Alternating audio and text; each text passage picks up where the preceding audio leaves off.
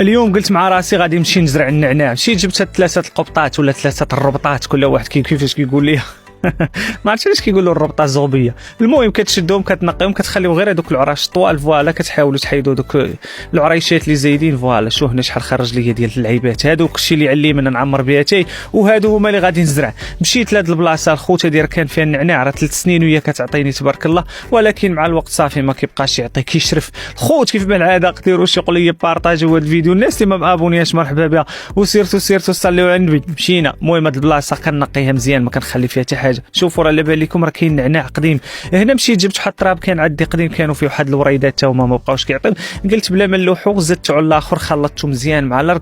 فوالا وبديت العمليه راه سهله الخوت. كاين اللي كيدير النعناع بشكل بحال هكا كيخشي بحال هكا نيشان، وكاين اللي كينعسو، كل واحد والطريقه ديالو. المهم انا هذه الطريقه كنديرها كتصدق ليا.